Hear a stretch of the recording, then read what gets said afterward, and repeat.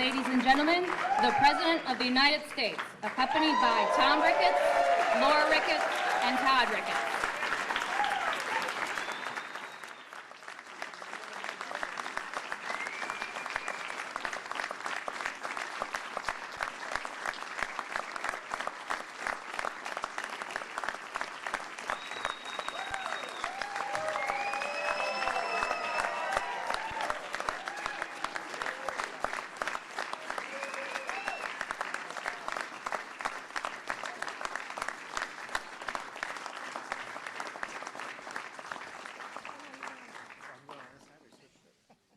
They said this day would never come.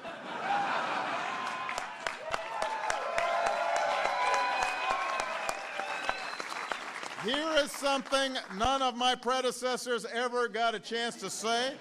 Welcome to the White House, the World Series champion, Chicago Cubs.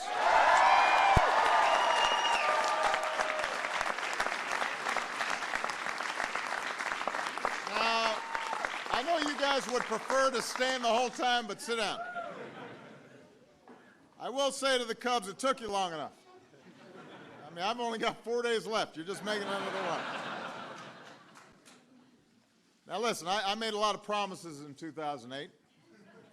We've managed to fulfill a large number of them, but even I was not crazy enough to suggest that during these 8 years we would see the Cubs win the World Series.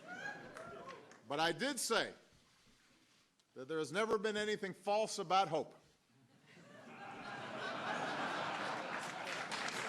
Hope.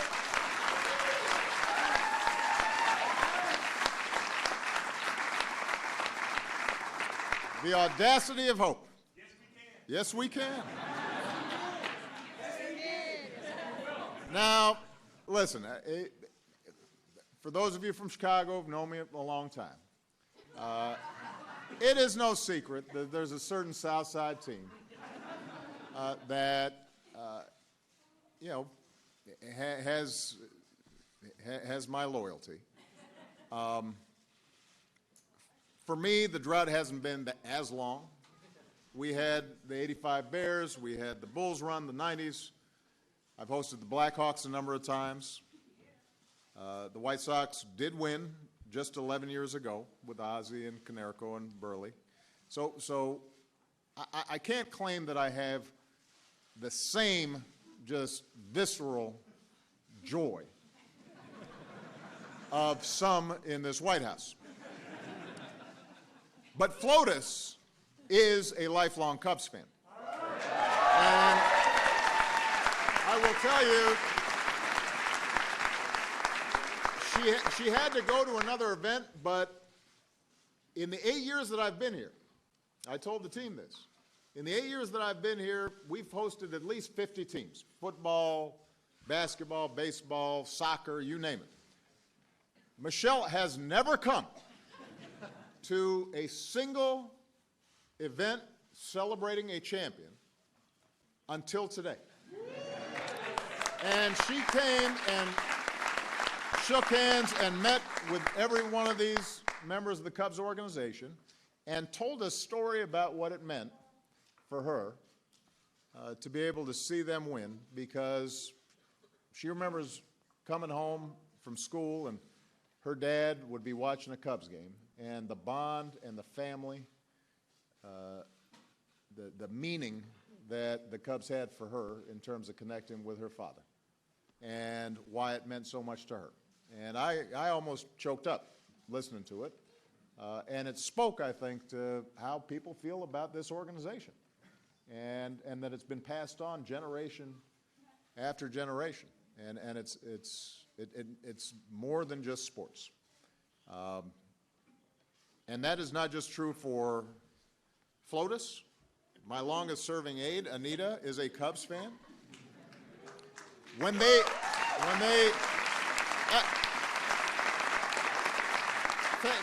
Fan is not enough. When they won the next day, she said, "This is the best day of my life." And I said, "What about me winning the presidency? What about your wedding day?" She's like, "No." This is the day. My chief speechwriter, Cody Keenan, Cubs fan. In fact, there were a lot of sick days during the playoffs. One of my staff members was caught being interviewed at a bar outside of Wrigley. And we're watching him being interviewed. You remember Luke? And he's looking kind of sheepish about it. It's like, why aren't you in the office? But look, the truth is there was a reason, not just that people felt good about the Cubs winning. There was something about this particular Cubs team winning that people felt good about. For example, David Ross and I have something in common. We've both been on a year-long retirement party. But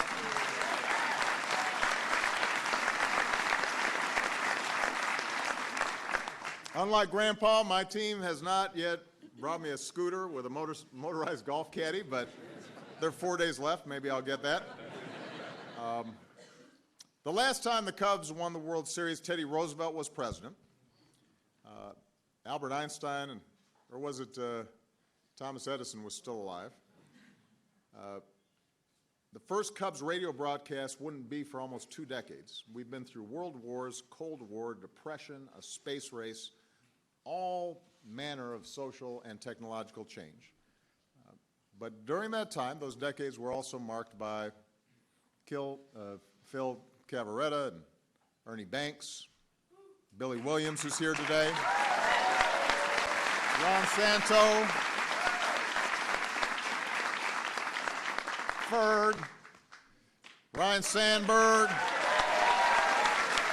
Dawson, Maddox, Grace.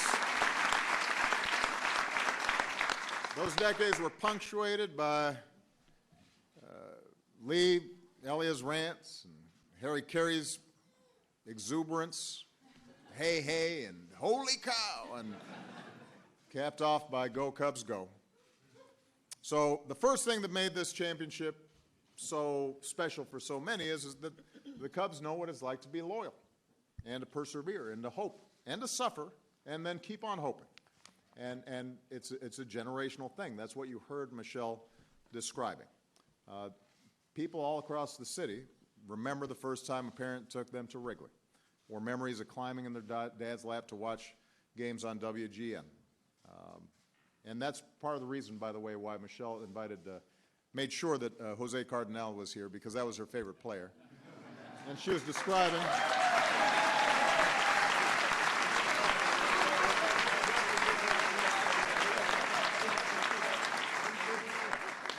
Back then he had a big afro, and she was describing how she used to try to wear her hat over her afro the same way Jose did.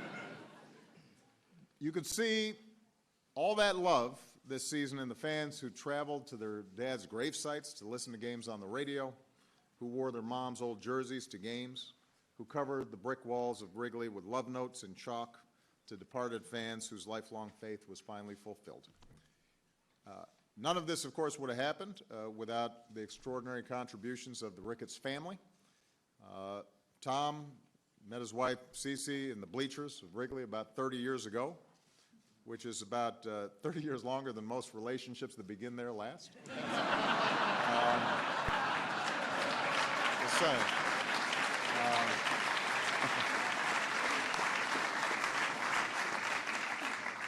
Our dear friend, Laura Ricketts, met her wife Brooke in the ballpark as well.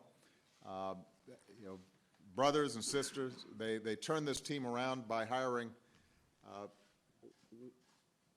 what has to be one of the greatest, if not, I mean, he's still pretty young, so we'll see how long he keeps on going, the greatest general managers of all time, Theo Epstein.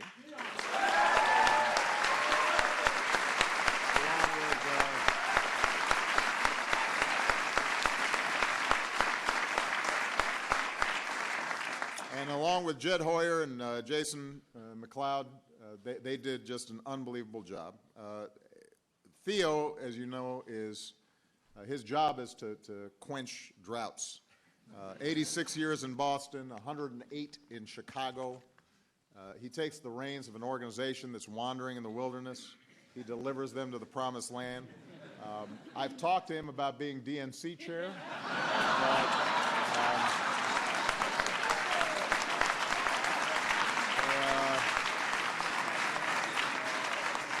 but he's decided wisely to stick to baseball.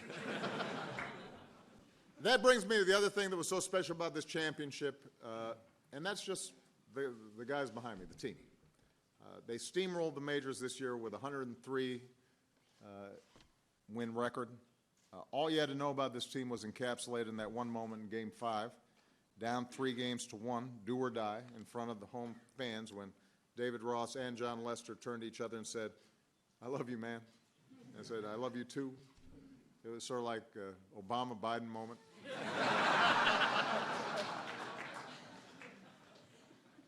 And then you've got the manager, Joe Madden, who, let's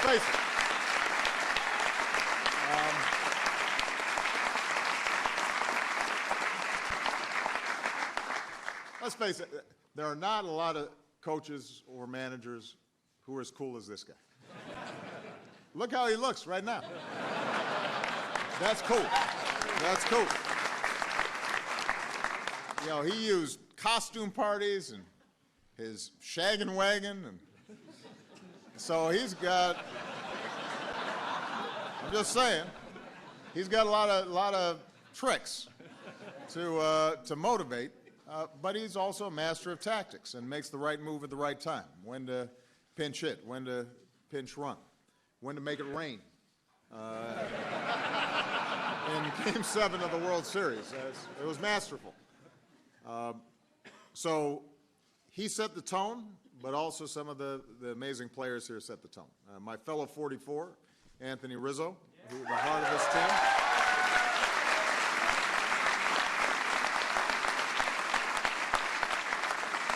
5 years ago, he was part of the squad that lost 101 games.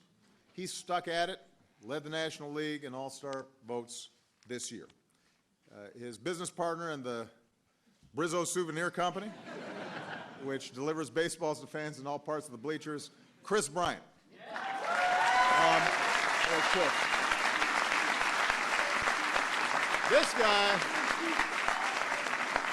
This guy had a good year. You know, you go from Rookie of the Year to being the MVP, you win the World Series, and then, like me, he marries up and comes to the White House. And he did all this just in 10 days. I mean, it took me a long time. So congratulations to the newlyweds, Jessica and Kris Bryant.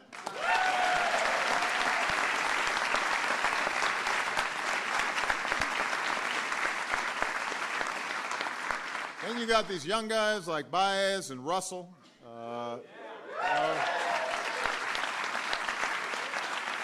Baez turning tagging into an art form. Russell becoming the youngest player to hit a World Series Grand Slam since Mickey Mantle.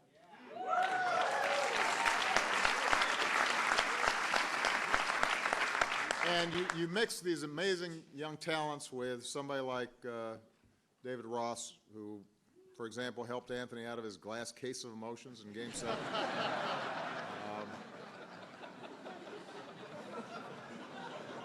But think about what Rossi did in his final season. Caught a no-hitter, surpassed 100 home runs for his career, including one in his last game ever. If there was ever a way to go out, this was it. And then you got Ben Zobrist, who didn't get to come to the White House last year after winning it all with the Royals, but then hits .357 in the World Series, go-ahead RBI in the 10th inning of the Game 7, World Series MVP. I think he's earned his way here.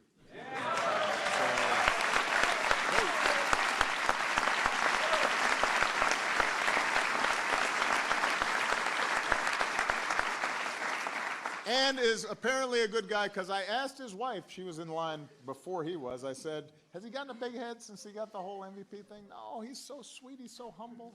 You should just know. You owe her dinner tonight. Extraordinary pitching staff, including Kyle Hendricks, the first Cub to lead the majors in ERA since 1938.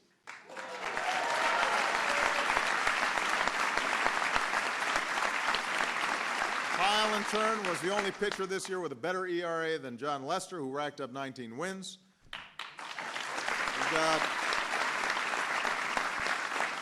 Jake Arrieta, 2015 Cy Young winner, stretched a 20-game win streak featuring 2 no-hitters across the past 2 seasons, then hit a home run in the NLDS and won 2 games in the World Series. So apparently Pilates works. Michelle says it does.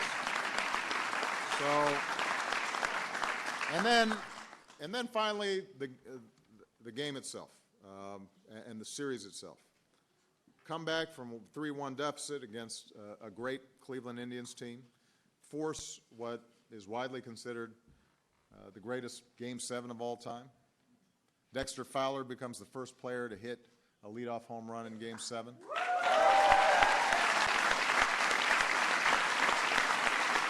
Javi Baez hits another leadoff in the 5th. David Ross becomes the oldest player to knock one out in Game 7 as well. Kyle Schwarber, who's been hurt and hobbled, then suddenly he comes in and gets 7 hits in the series, 3 in Game 7 alone.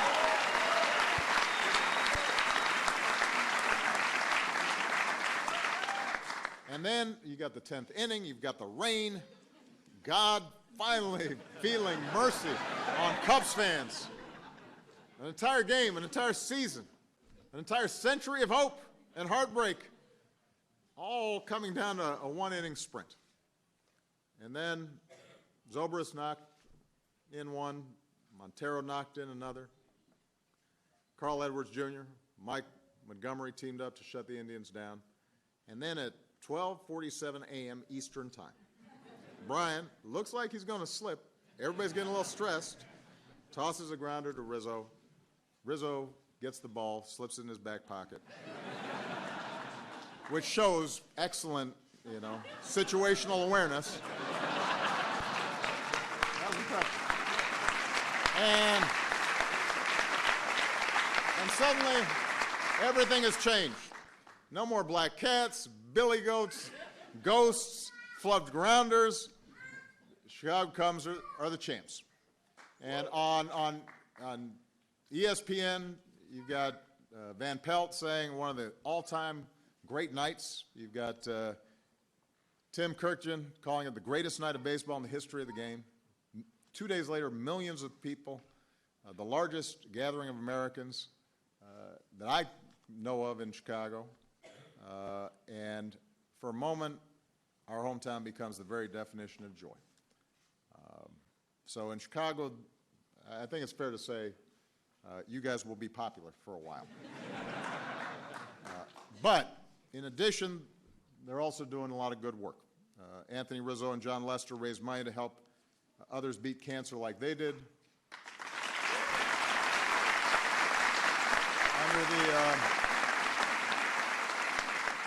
Under the Ricketts family's leadership, last year alone, Cub Charities supported charitable grants and donations of nearly $4 million that reached nearly 120,000 children and young adults across Chicagoland.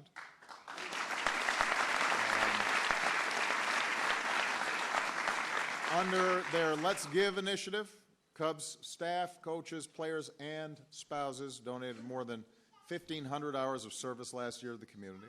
And after the visit here today, they will head to Walter Reed to visit with some of our brave wounded warriors.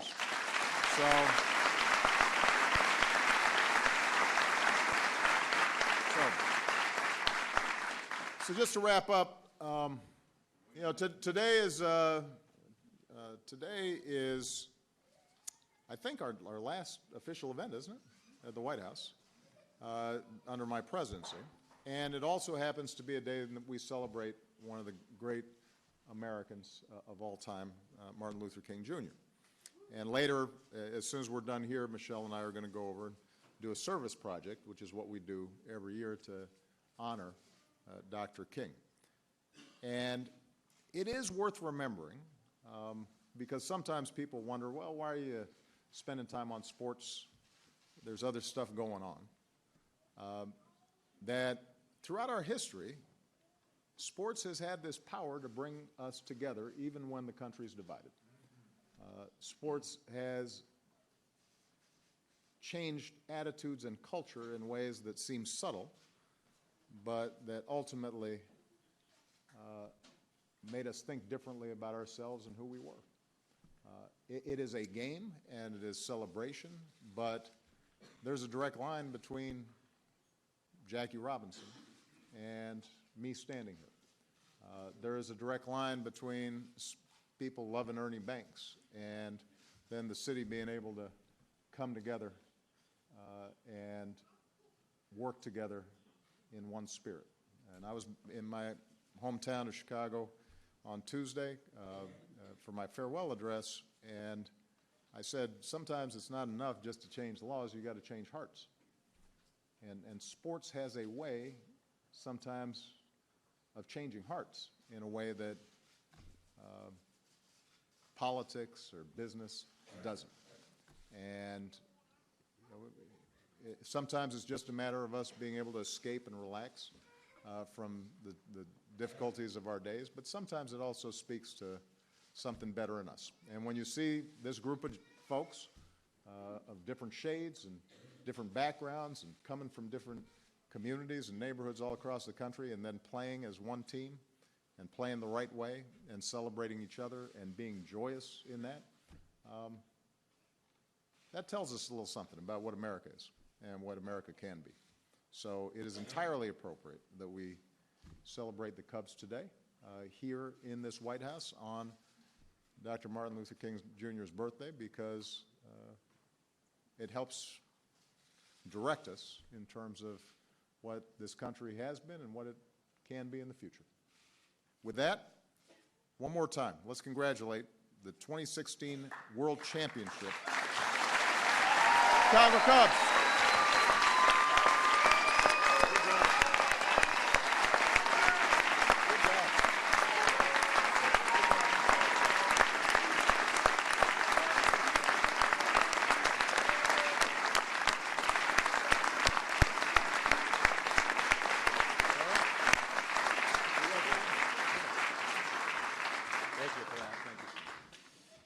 Talk about a tough act to follow right there.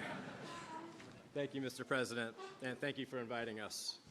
We're all honored to be here today, and we appreciate you taking the time on such an important day, Martin Luther King Day, and during such an historic week, the last week of your distinguished presidency. I was told on the way in here, actually, by our club historian that it's actually not the first time this franchise has visited the White House. It was 1888, and we were known as the Chicago White Stockings, and we stopped in here to visit President Grover Cleveland, and apparently the team demanded for a proclamation to be named the best baseball team in the country. The president refused, and the team went on their way. And so here we are. We're going to make no such demands today, but we appreciate those kind words. The president was so kind to recognize our three Hall of Famers here with us today, who are so synonymous with what it means to be a Cub: Billy Williams, Fergie Jenkins, Ryan Sandberg.